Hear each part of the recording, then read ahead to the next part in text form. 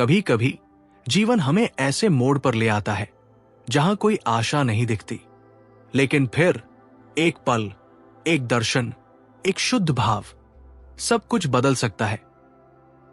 नमस्कार मित्रों, स्वागत है आपका धम्मपद की अमूल्य शिक्षाओं की इस श्रृंखला में।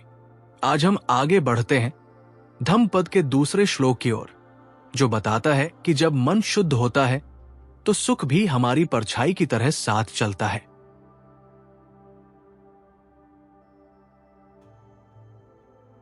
इसका हिंदी में अर्थ है कि मन ही सब प्रवृत्तियों का अग्रदूत है, मन ही उनका मुख्य है, मन से ही वे बनती है।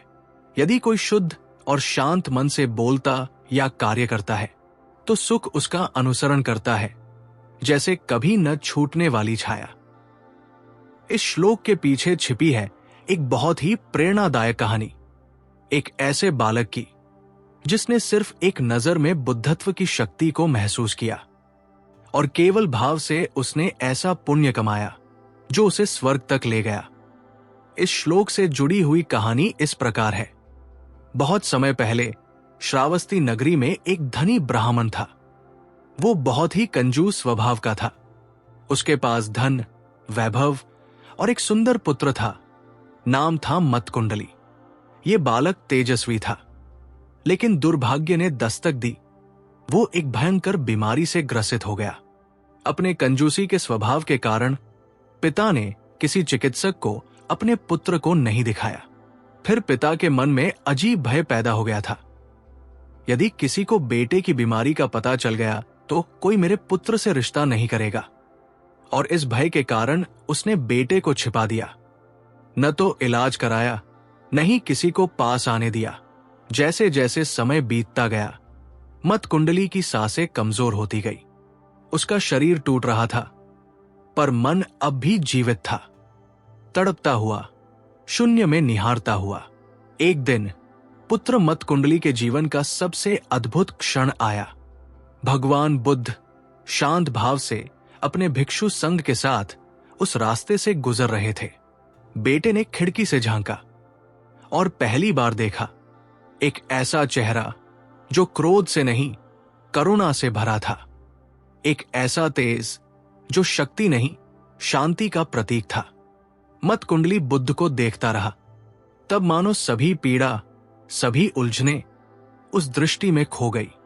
उसके मन में श्रद्धा जागी, गहरी, शुद्ध, निर्मल श्रद्धा। और कुछ ही क्षणों बाद उसने प्राण त्याग दिए। परंतु मृत्यु अंत नहीं होती है, ये एक नई शुरुआत होती है। मतकुंडली को मृत्यु के बाद स्वर्ग की प्राप्ति हुई। मतकुंडली ने मृत्यु के उपरांत महात्मा बुद्ध को प्रणाम कर उन्हें बताया कि कैसे उसे स्वर्ग की प्राप्ति हुई है।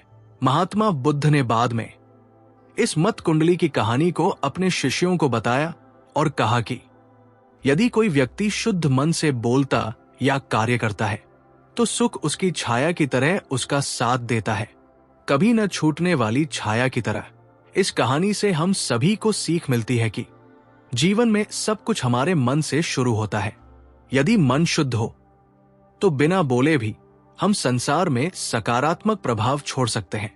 श्रद्धा, करुणा और भावना, ये किसी भी बाहरी कर्म से कहीं अधिक शक्तिशाली है।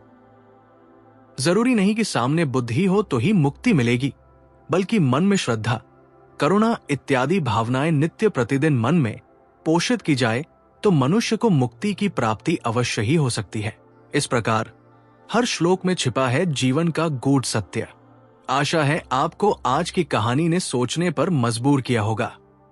अगली बार फिर मिलेंगे एक नई धम्मपद कथा के साथ। तब तक ध्यान रखें, मन को शुद्ध रखें और सत्य के पथ पर आगे बढ़ते रहें। लाइक जरूर करें और अपने दोस्तों के साथ शेयर करें। ऐसे और वीडियो के लिए चैनल को सब्सक्राइब करें और बेल आइकन दबाना न भूलें। मिलते हैं अगले वीडियो में, तब तक के लिए धन्यवाद।